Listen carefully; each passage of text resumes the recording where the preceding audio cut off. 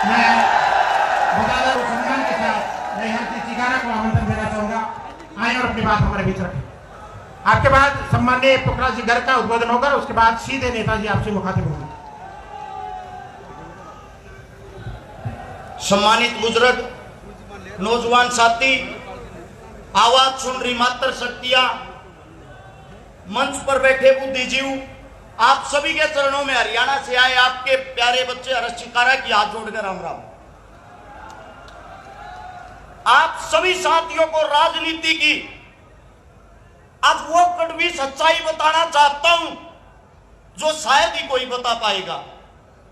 एक बात नोट कर लेना, ये जो अब चुनाव है राजस्थान का, अगर इस चुनाव में आप लोगों ने अपनी एकता नहीं दिखाई, जिंदगी में कभी दोबारा से हिंदुस्तान के अंदर चुनाव नहीं होगा।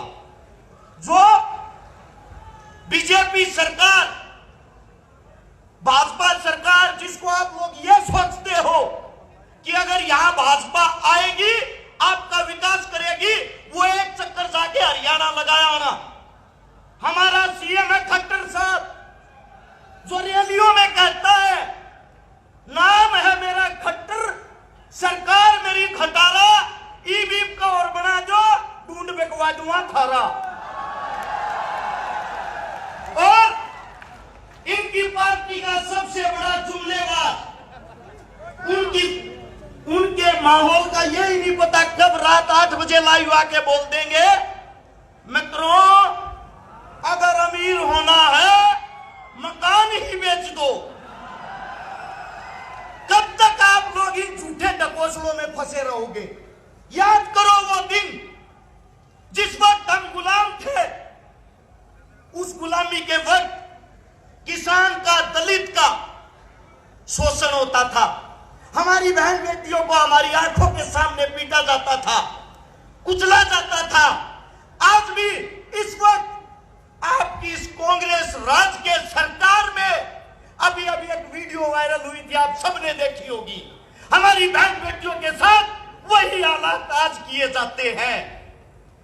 आप लोगों ने एक चीज सीख लेनी चाहिए, एक बार यहां सरकार कांग्रेस बनाती है, एक बार बीजेपी, दोनों एक ही थाली के चट्टे बट्टे हैं। एक बार वो खेलता है, दूसरी बार वो।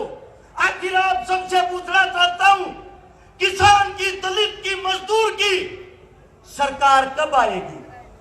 वो सरकार जब आएगी, आप लोगों के सामने दो कोई नूर इकट्ठे हो गए हैं, जो एक बाबा साहब का दीवाना है तो दूसरा छोटू राम का।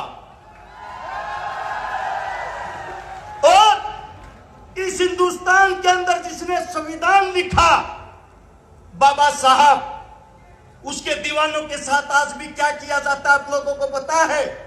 जब रामनाथ कोविंद एक दलित समाज का बेटा राष्ट्रपति बना और उसने वहां विधानसभा के अंदर अपने पैर रखे, उस विधानसभा को गंगाजल से धोया गया। गंगाजल से कि एक दलित के पैर रखने से वो दूषित हो गई। आज भी दलित भाइयों के साथ इतना अत्याचार होता है, घोड़ी पे नहीं बैठने दिया जाता, मूछे तक नहीं रखने दी जाती। आज भी दलित बहन बेटियों को गलत नजर से देखा जाता है, बलात्कार तक कर देते हैं, रिपोर्ट तक नहीं लिखी जाती। आज बड़ी सभा के माध्यम से आप सभी को एक बात बता देना चाहता हूं, मैं एक हनुमान का सैनिक इन दलित भाइयों की घोड़ी के आगे लट के जोर पर हम खड़े होंगे और हम देखेंगे उस घोड़ी को कौन रोकेगा।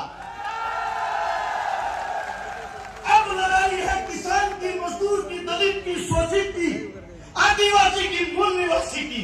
इस देश के असली राजे तुम हो। तुम अपनी ताकत को पहचानो और इन हाथों को मजबूत करो।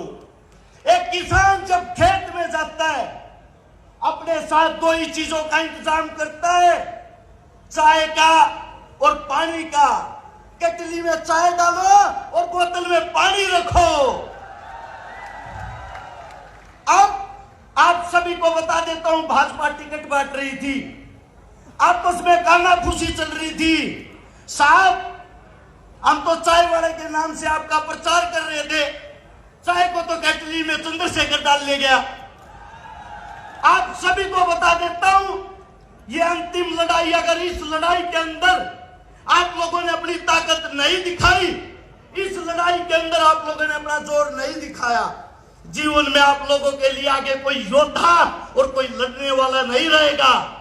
हनुमान जी, चंद्रशेखर जी दोनों एक गरीब परिवार से, मजदूर परिवार से, किसान परिवार से संघर्ष करके आप लोगों के लिए वो लड़ाई लड़ रहे हैं।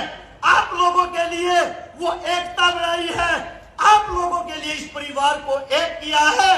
अब आप लोगों ने अपनी ताकत दिखानी है और मैं ये चाहता हूं राजस्थान के अंदर से 200 सीटों पर 200 हनुमान और 200 चंद्रशेखर निकल के आए और भाई साहब के हाथ मजबूत करें। आप सभी साथियों ने इतना प्यार, इतना मान सम्मान दिया, आप सभी साथियों का धन्यवाद। राम राम, जय हिंद, जय भीम, जय छोटू राम। बहुत बहुत शुक्रिया।